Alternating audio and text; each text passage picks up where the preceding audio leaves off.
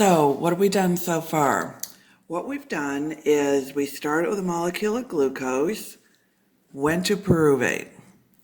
That was our glycolysis. That was our first step in processing carbohydrates with the end goal of making energy in mind. We did that in the cytoplasm, then we went through the pyruvate dehydrogenase complex, our ticket into the mitochondria. So that was our ticket into the mitochondria so we could do the Krebs cycle. So then in the mitochondria, we did the Krebs cycle. So we went through citrate makes isocitrate makes alpha ketoglutarate and so on. But the big deal of it was we made NADH, we made FADH2.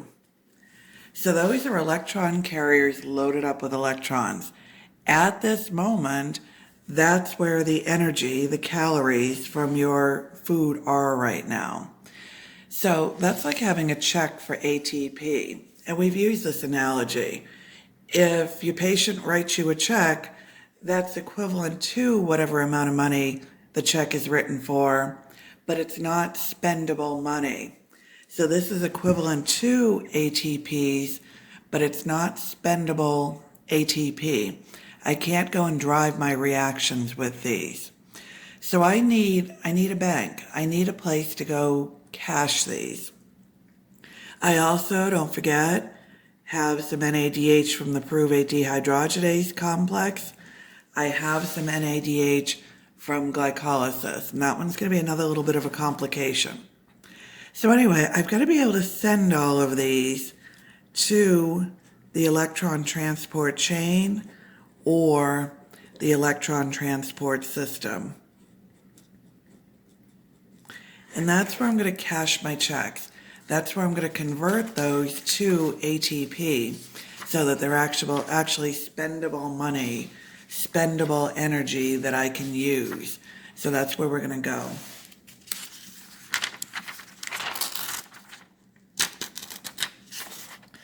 So let's back up and take a look at the mitochondria. What I have found is that the easiest way to teach this, to make our point, is use a couple of analogies and start out very conceptually. So I have my mitochondria. My mitochondria has an inner membrane and it has an outer membrane. So this is my outer mitochondrial membrane.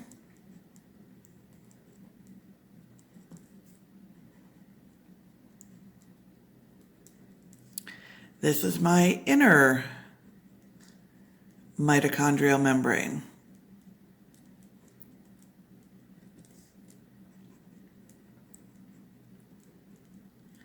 So those two membranes make two contained closed spaces.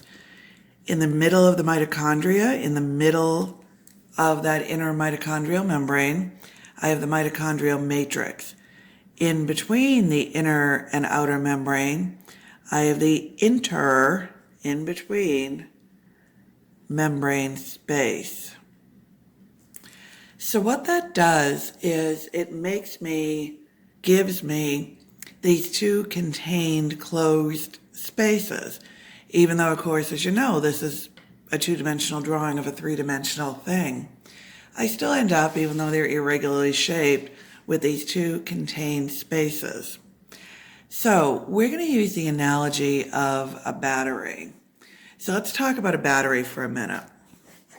So very simplistically, in a battery, I have at least two cells. So we're going to do a really simple two-cell battery.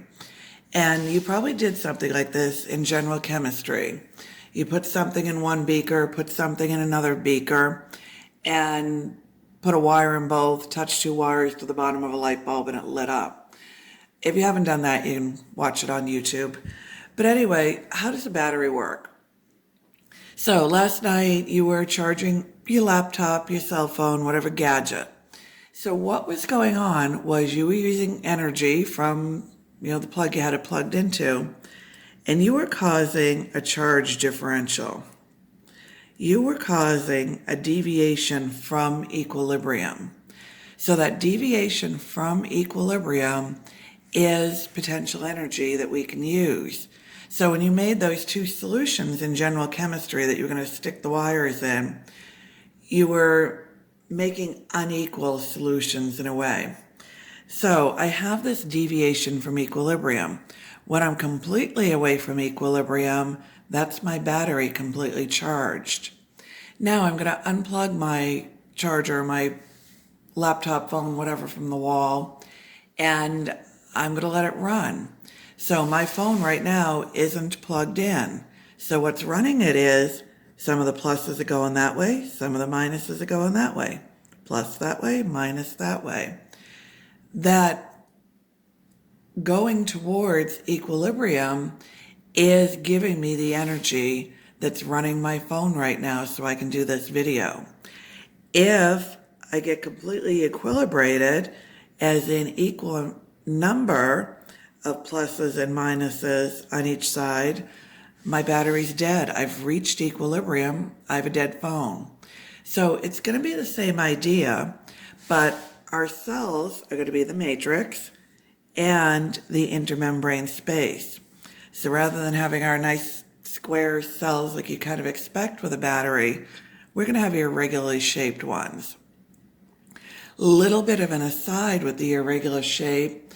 When you see a wrinkled membrane, think high surface area. Might be high surface area for gas exchange, like your lungs, for absorbing things, like your intestines. Might be high surface area for holding a lot of things.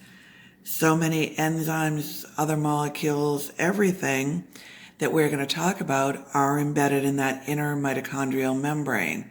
So I need lots of wrinkles, lots of surface area to have room for all that.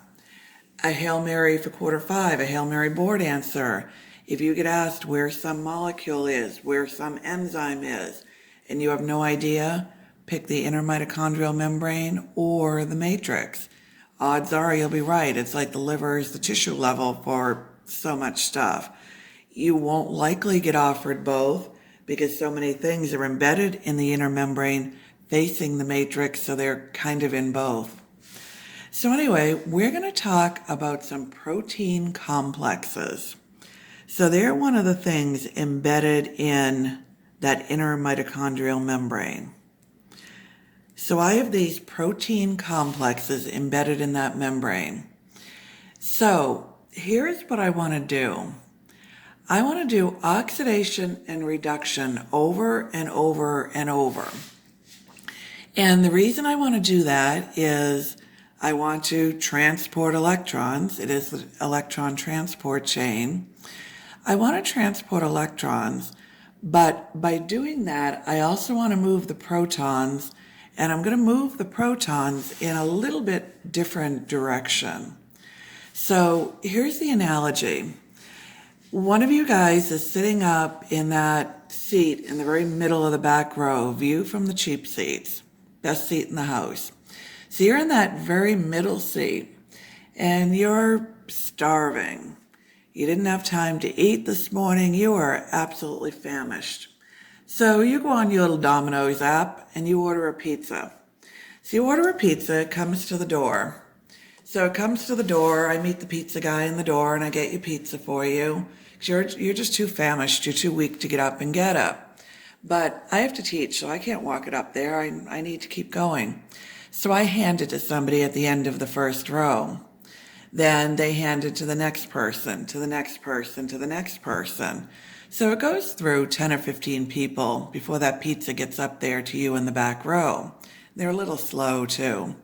So they take their time and they finally get your pizza up there. So you have kind of a cold pizza by the time it actually gets up there and they get around to doing this because they are really busy taking biochemistry notes, so they can't rush this. So you finally get your cold pizza. So that pizza has a lot less energy than it did when it came to the door. When I took the pizza from the Domino's guy, it was a nice hot pizza. So it contained a lot of energy. So with each person that handed it off, because they did hand it pretty slow, they were busy. With each person that handed it off, it cooled a little bit. So it got a little cooler with each person. It lost energy with each person. So by the time you got it in the middle of the back row, it didn't have an awful lot of energy left. But where did that energy go? Well, every time, or as time went by, and a lot of time, we'll say it took 20 minutes to get back to you, as time went by, that energy was going into the room. So it could hand it off, a little bit of energy went in the room, hand it off, a little bit of energy went into the room.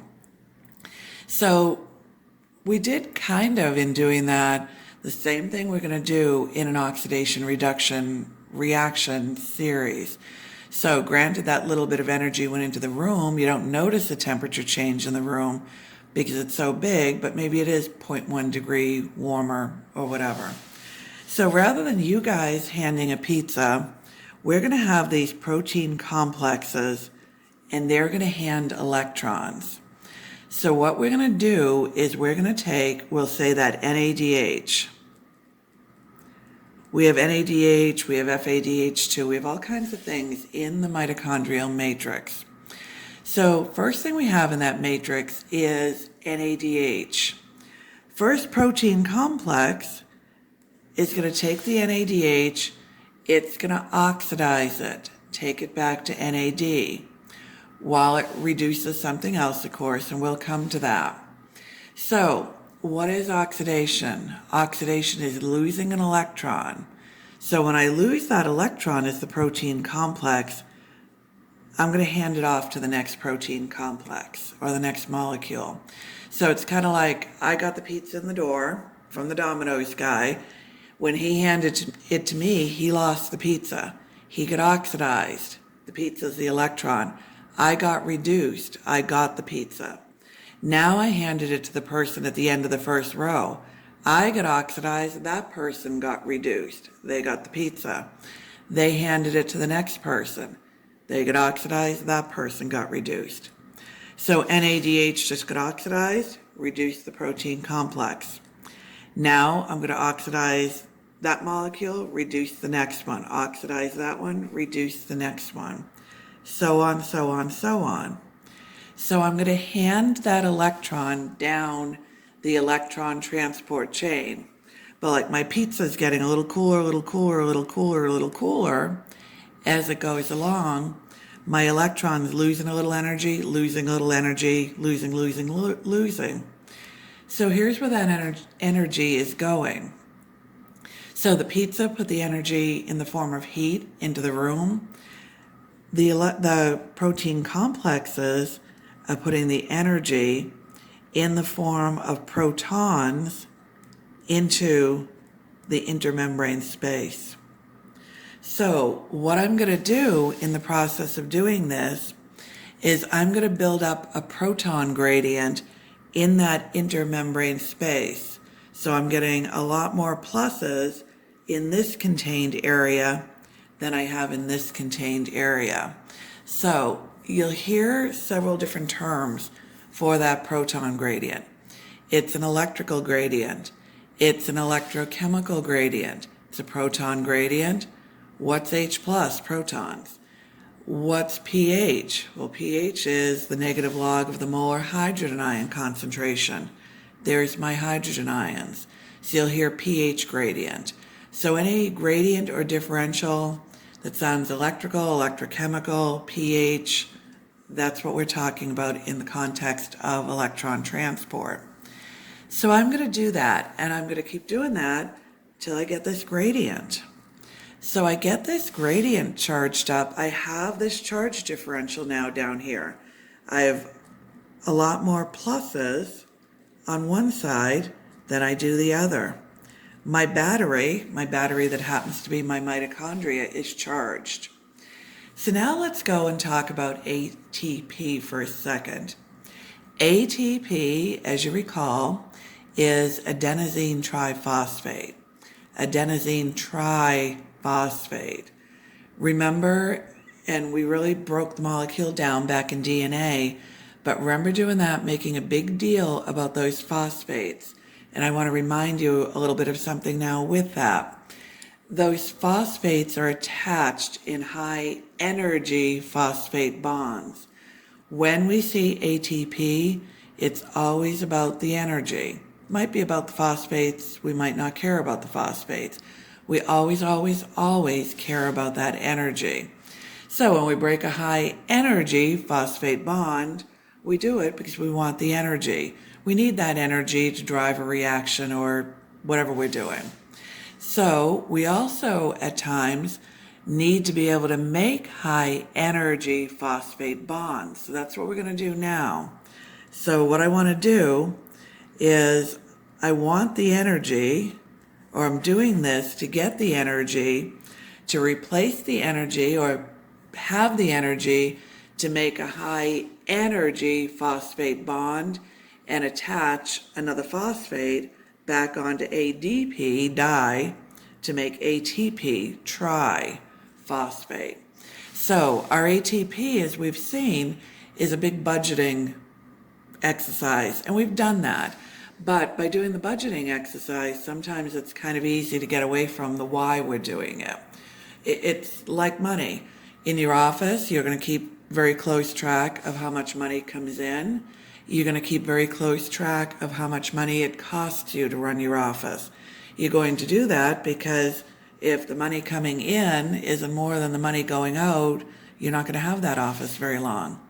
So we've got to be making more ATP, or at least the same amount of ATP as we're using.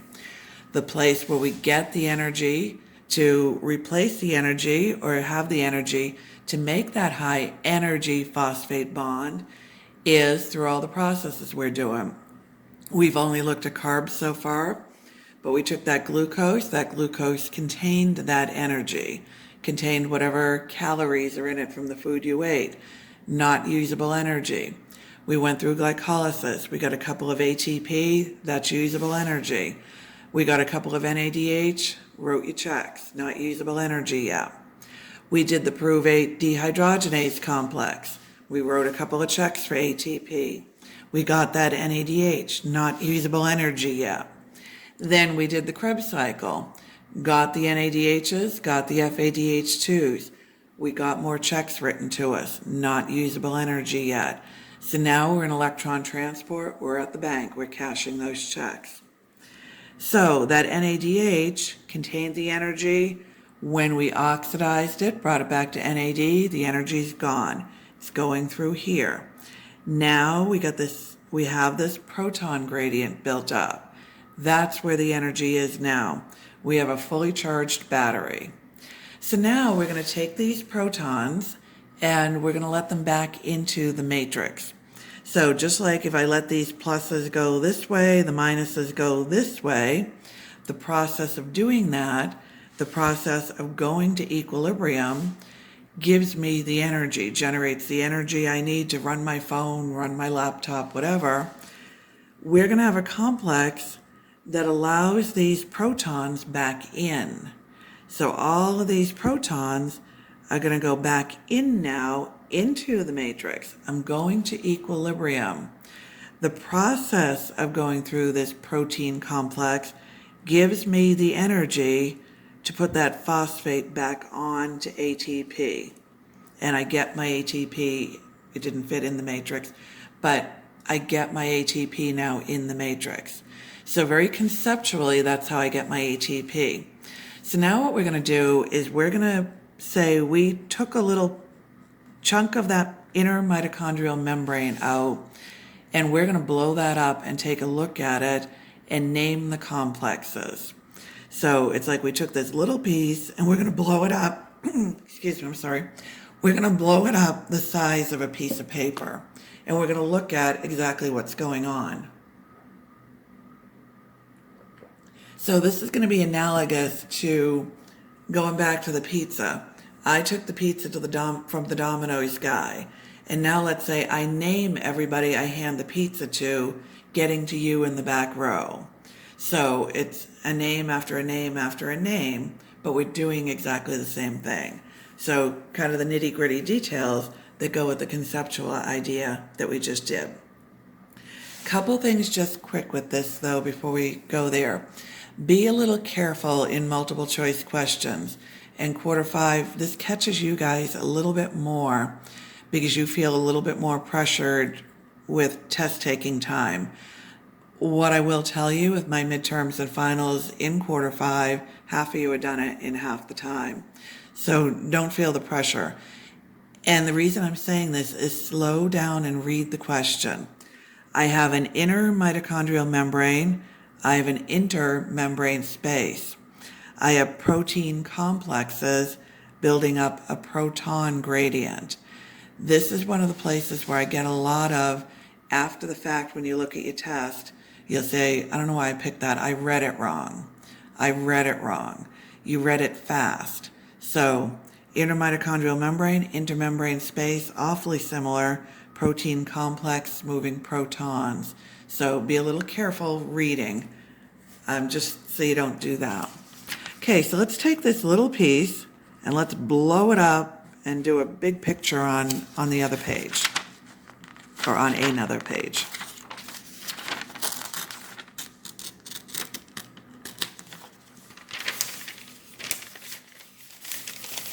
So I've got this little tiny piece now, that little piece of membrane, and I'm going to blow that up. So this is the enlarged view of that little piece of membrane. So I have the matrix on this side, and I have the intermembrane space.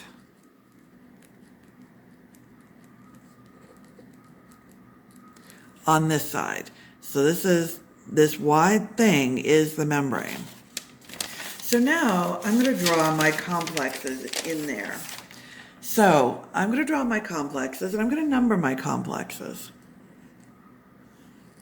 So I've got complex 1, I've got complex 2.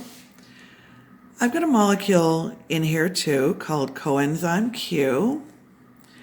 I have a complex 3.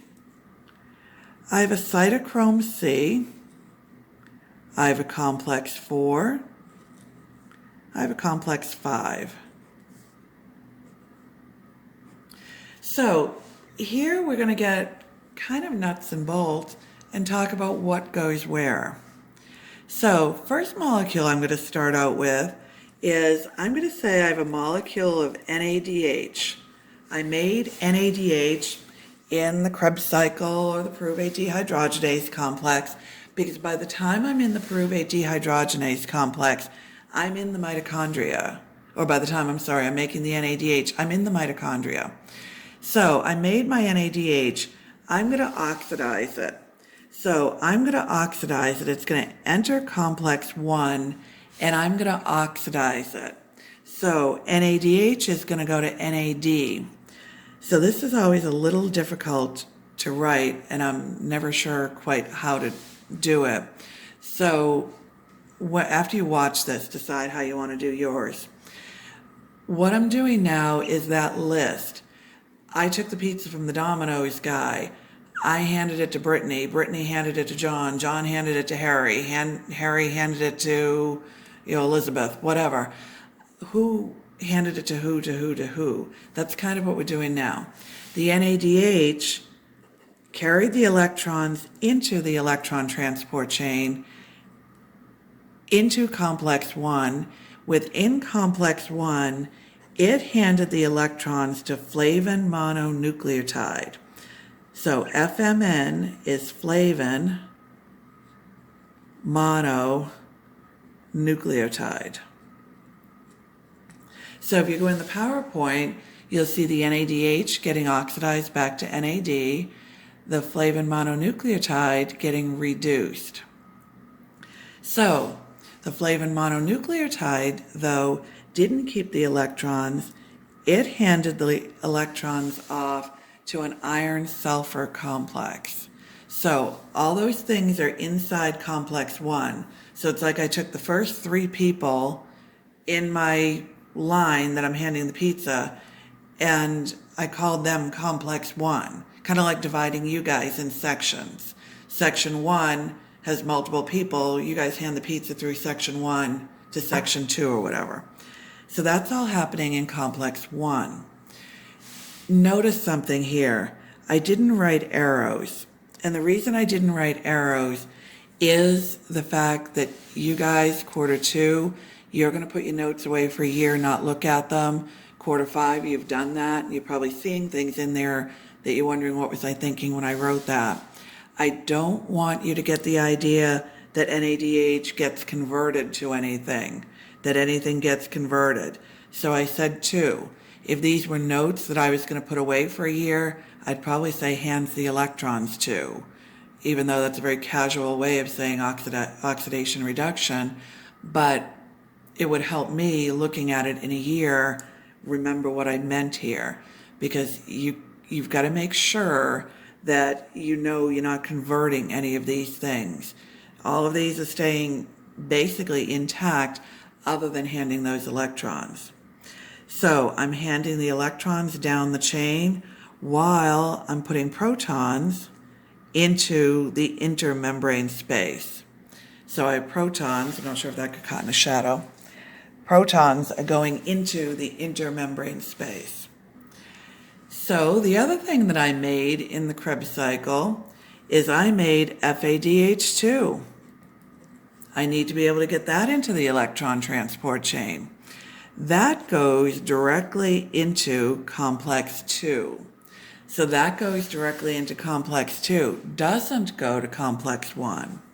So in complex 2, I have FADH2 going in, handing its electrons to an iron-sulfur complex.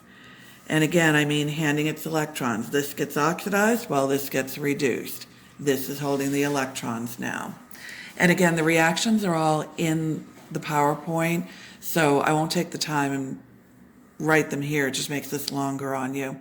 But if I were you, I'd have the PowerPoint next to the video as you watch it. And I know this is far from ideal conditions, but that's probably what's going to work the best. So now both complex 1 and complex 2, these iron-sulfur complexes, they hand their electrons to coenzyme Q. So they both hand their electrons to coenzyme Q. CoQ is also known as ubiquinone. Be okay with either term. So CoQ is also known as ubiquinone or ubiquinol, depending on whether it's oxidized or reduced. So be okay with either. And again, when I give you guys multiple names for the same thing, I'm not doing it to give you more stuff to learn. Heaven knows that's the last thing I want to do, because I know the volume you have to handle. I'm giving it to you because, especially with boards, you're going to have people from all over the country writing you questions. They might not use the same terminology. This terminology is used in equal prevalence. If it wasn't, I wouldn't bother giving it to you. So equal probability of you seeing different names. Like the Krebs cycle, remember, is also the tricarboxylic acid cycle, is also the citric acid cycle. Exactly the same thing. So anyway, both of those hand their electrons to CoQ, reduced CoQ, coenzyme Q. But let's notice something here. Really common question to get asked is what goes where, what enters where, what hands its electrons where, things like that. So notice what we have going on. We go from complex 1 to CoQ, then we're going to go to complex 3. We skip 2. NADH or NADH's electrons, protons, everything, all stay away from complex 2. FADH2 skips complex 1, goes right into complex 2. So complex 1 and 2 run parallel, not sequential. Really important that you have that. They run parallel, not sequential. So the electrons, or NADH carrying its electrons, goes into 1. FADH2 carrying its electrons go into 2. 1 and 2 then give their electrons to CoQ, coenzyme Q. Coenzyme Q gives its electrons to complex 3. Complex 3, a molecule in between, and complex 4 are all made up of cytochromes. So go to the PowerPoint and look at the structure of the cytochromes. Cytochromes will have something in the middle, an iron or a copper, that we can oxidize, reduce very easily. So remember Fe2 plus going to Fe3 plus, 3 plus to 2 plus, 2 plus to 3 plus, as we put those electrons on or off. So take a look at the structure, and you'll see in the middle the part that we can do that with. Put the electrons on, take them off. So we do that. These three are cytochromes. Complex 3 is made up of a couple of cytochromes. Complex 3 is made up of cytochrome B and C1. So, like I gave the electrons, from NADH to flavin mononucleotide to an iron sulfur, I give the electrons from CoQ to cytochrome B to C1. That's my trip through complex 3. Now, from complex 3 to cytochrome C to complex 4. Complex 4 is made up of cytochromes A and A3. So, we kind of stopped talking about the protons. Let's talk about the protons. Complex 2 doesn't have enough energy to contribute to the proton gradient. So it doesn't move any protons. Moves electrons, but doesn't, moves electrons, but does not move protons. So you can see a multiple choice question written all over that. Complex 3 contributes to the proton gradient. Complex 4 contributes to the proton gradient. So 1, 3, and 4 contribute to the proton gradient. 2 does not have enough energy to do that. So I go down my chain, I'm handing my pizza along. I built up my proton gradient. I built up that gradient, that differential, electrical, electrochemical, proton, pH, whatever. Now, complex 5, complex 5 is the one that uses that proton gradient. Complex 5 is called ATP synthase. So what complex 5 does is it allows all those protons to come back in. If you want to get really picky, the protons are actually going back in between 4 and 5. Any questions that I've seen didn't give you an in-between option. It's where do they go back in, who dissipates the gradient. Be comfortable with the word dissipates. Who dissipates it? 1, 2, 3, 4, 5. You're going to pick 5 for that. So complex 5 allows those protons back in. Allowing those protons back in allows you to make ATP in the mitochondrial matrix. And when you look at it, a lot of diagrams, I didn't do a great job drawing it, but a lot of diagrams will show this like a little turbine, making it look very energetic, I guess. If you watch YouTube videos that are animated, it'll show a little turbine with sparks coming out or whatever, but it drives home the energy point because that's what I need, that's what I'm doing. I'm harnessing that energy to replace the energy or to have the energy to make that high energy phosphate bond. So the only two names that I've seen very much that we worry about are complex 5 is ATP synthase. Complex 2 is also known as succinate dehydrogenase. Where do you see that? Remember that enzyme in the Krebs cycle that linked Krebs to electron transport?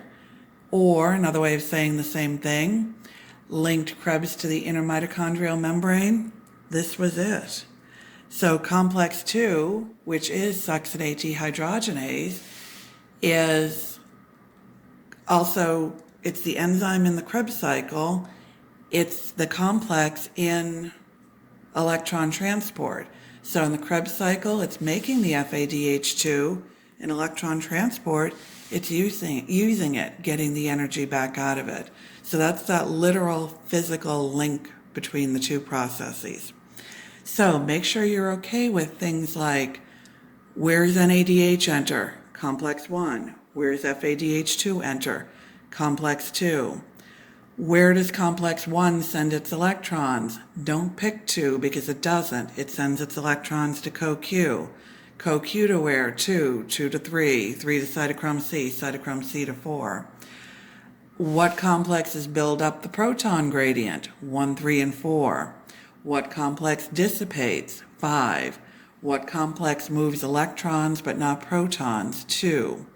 So it's like 1, 3, and 4 make the money, 5 spends the money, complex 2 just, lays on the couch and does nothing.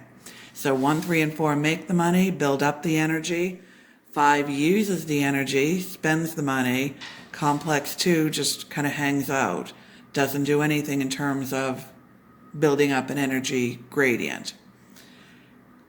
Okay, so that's the nitty-gritty. Now let's talk about something else, still related to electron transport. Let's go back, let's see if I have it so we don't have to draw it again. Let's go back to that diagram, and this was from the Krebs cycle, and we were talking about how many ATP that we're going to get out of a molecule of glucose. The term, actually, when I see this now, I forgot to say it. The term I should have been using is the complete oxidation of a molecule of glucose is worth 38 ATP, or produces 38 ATP. So when you see that term, complete oxidation, you're going to think, convert all my equivalents to the real thing, to ATP. Okay, so let's go back and look at what we made where. And we're going to start bottom up a little bit. So I made NADH and I made FADH2 in the Krebs cycle. Excuse me, I'm sorry. My protein shake is getting to me. So, not my Oreos, really. So, my NADH, my FADH2, I made in the Krebs cycle.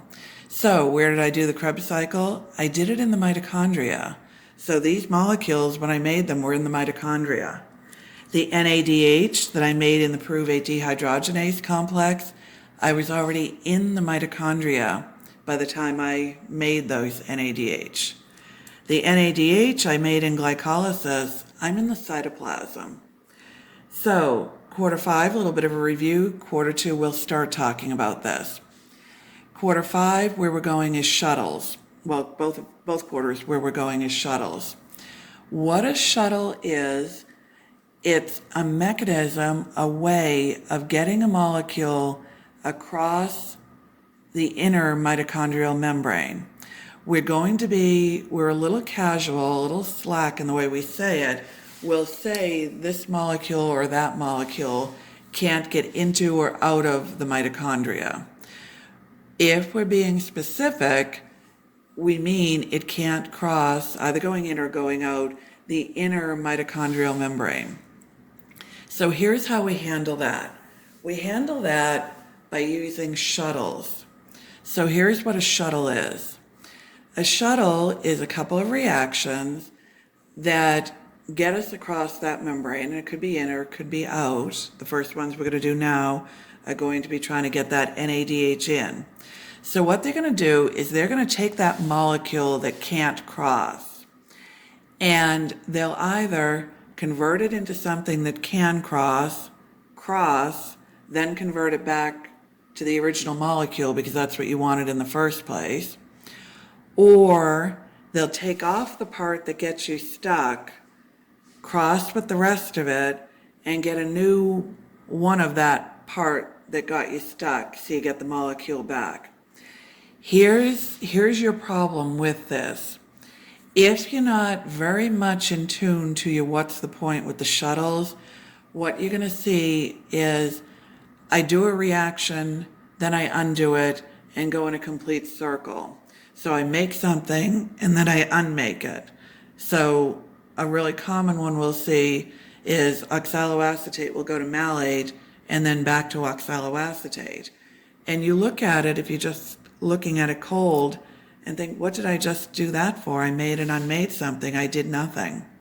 What you missed in it, if you're thinking that, and if you ever see a reaction where I did nothing, I made and unmade something, The Y in the middle is most likely going to be that I crossed, either in or out, the inner mitochondrial membrane. And we'll say it more generally, we'll say I got into or I got out of the mitochondria. So we're going to do the first one. And quarter 5, you've done this. Quarter 2, I would start this. A really common thing to get asked is, here's a list of molecules. All of them but one can or cannot cross the inner mitochondrial membrane.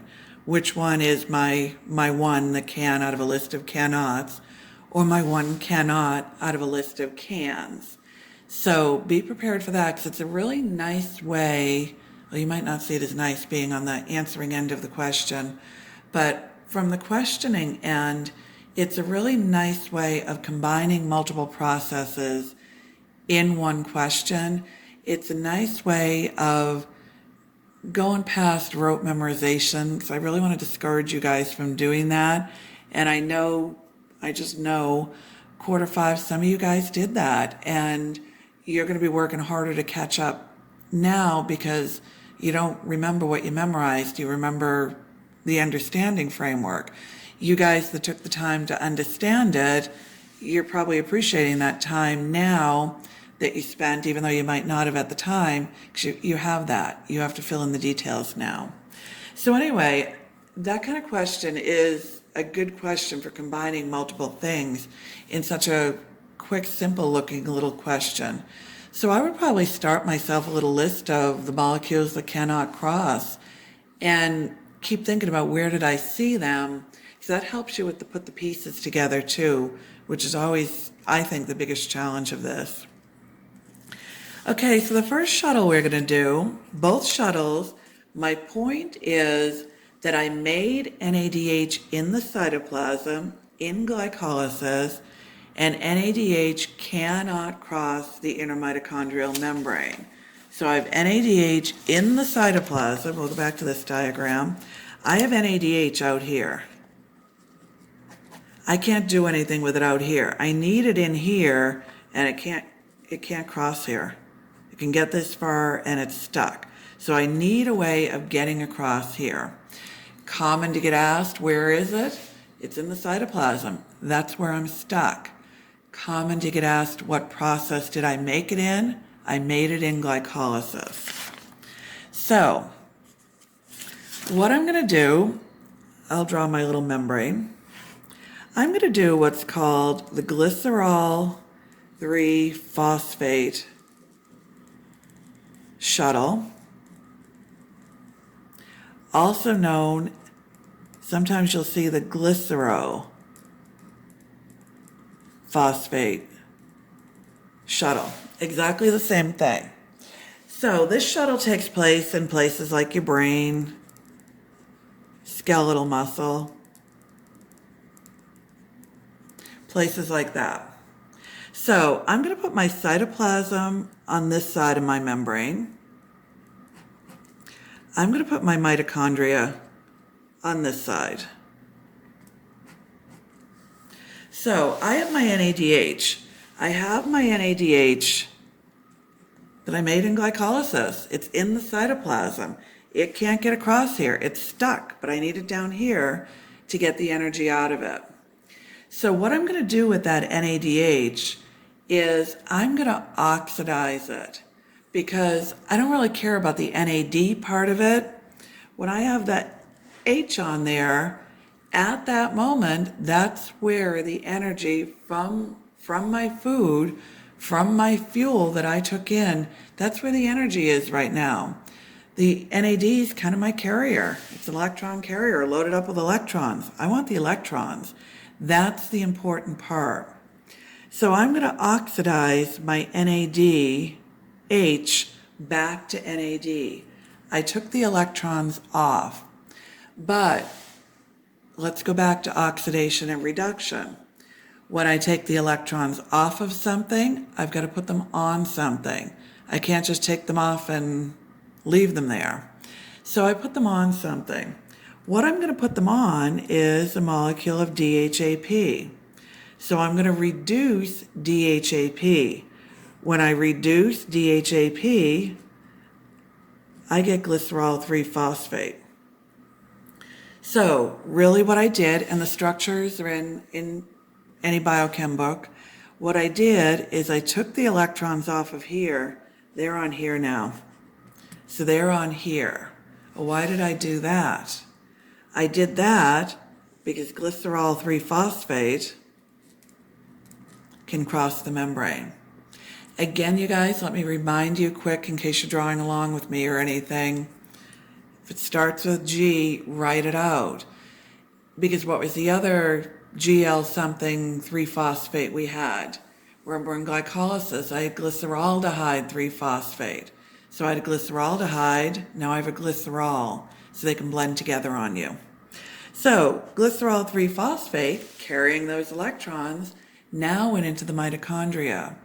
So I don't really want glycerol 3-phosphate. It doesn't go into the electron transport chain anywhere. I want the electrons. That's what I need. So I'm going to oxidize now glycerol 3-phosphate back to DHAP. I'm going to take the electrons back off. When I take them off, I put them on something, but my something that I put them on is FAD, not NAD. So I put them on FAD, I made FADH2. Now that can go into complex 2, go through all my stuff, go through the rest of the electron transport chain. My DHAP can go back out, do the whole thing over again. A name you'll never find in any book for this shuttle is this. It's a Shaw name. But it was the name that I used to remember I put the electrons onto FAD, not NAD. When I do this, I don't have enough energy to put them back onto NAD. So I put them back, or I put them onto FAD. Remember, FADH2, not accounting for heat, is only going to be worth 2 ATP each. So the NADH that went in was worth 3 ATP, but since I had to use the shuttle now, I only got a molecule worth 2 ATP back out of it. So I got ripped off. So that's one shuttle. And we're going to go back and talk about something with this in a minute, but we're going to do another shuttle first. So the other shuttle we're going to do, we're doing it for exactly the same reason. It's called the malate aspartate shuttle. I hear you guys saying aspartate sometimes, so I don't know if aspartate, if I'm speaking Canadian or not. Anyway, it doesn't matter. This one takes place in the liver, in the kidney, in the heart, places like that. So I'm going to draw my membrane up and down this time just to have more room to work. I'm going to put my cytoplasm on this side. I'm going to put my mitochondria on this side. My problem is still NADH. NADH that I made where? I made it in the cytoplasm. It can't cross the membrane on its own. It's stuck. So I'm going to do pretty much the same thing.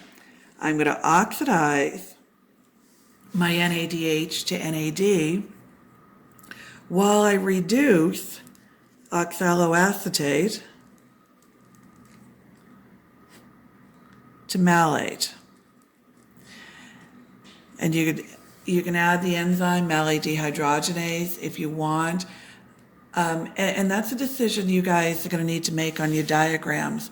Do you want every little detail like that, like the malate dehydrogenase?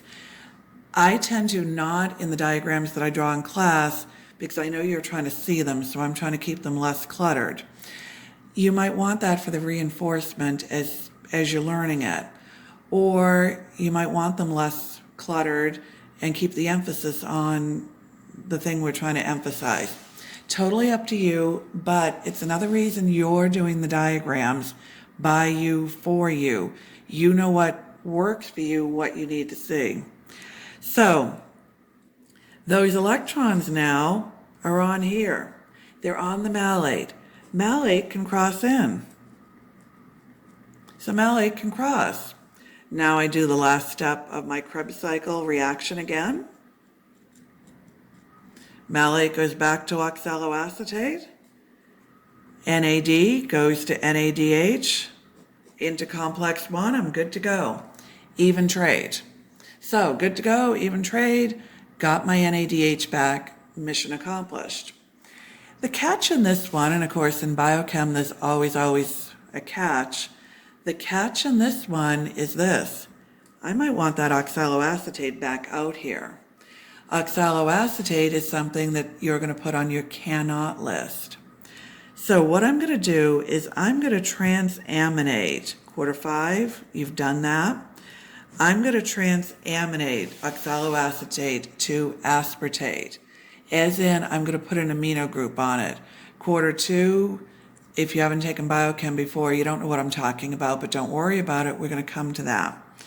What it is I'm putting an amino group off. I'm turning it into the amino acid aspartate. Aspartate can cross back out.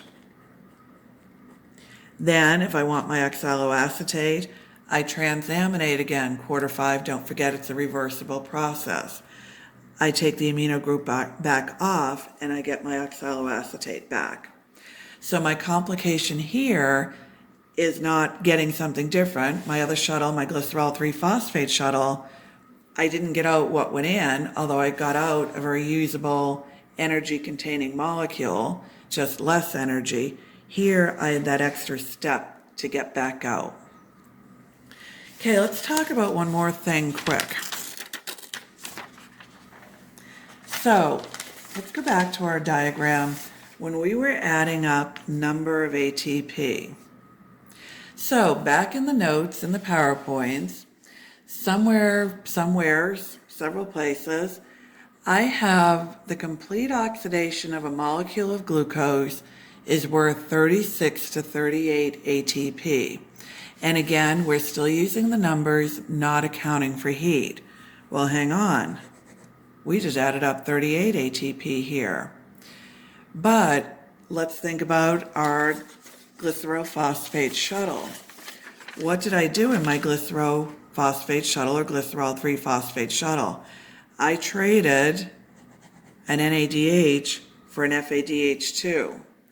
When glycolysis per glucose, because we're saying the complete oxidation of a molecule of glucose, we're talking about per glucose and everything we do, each glucose gave me, in glycolysis, 1 or 2 NADHs.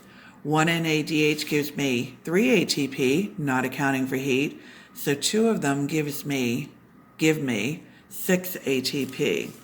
But I'm taking that 3 ATP equivalent molecule and I'm trading it for one that's only going to give me 2 ATP. So 2 NADHs come in from glycolysis. If I'm in the brain, if I'm in the skeletal muscle, if I have to use this shuttle, I trade those 2 NADHs worth 3 ATP each, so for a total of 6 ATP. I trade my molecules that should have been worth 6 ATP for 2 molecules worth 2 ATP each, so I trade them in for molecules only worth 2. So per glucose, I lost the equivalent of 2 ATP. So saying the same thing again. And we go through this several times in class, but I know you can rewind me. So here, if I have to use the glycerol 3-phosphate shuttle, those 2 NADHs become 2 FADH2s. Rather than being worth 3 ATP each, they're worth 2. That changes my 6 to 4, my 8 to 6, and my 36 or my 38 to 36. So when you see the complete oxidation of a molecule of glucose is worth 36 to 38 ATP, here's your difference. Okay, that covers everything with the electron transport chain, and we'll go back and we'll use virtual classroom to answer questions and everything and go over it a little bit more.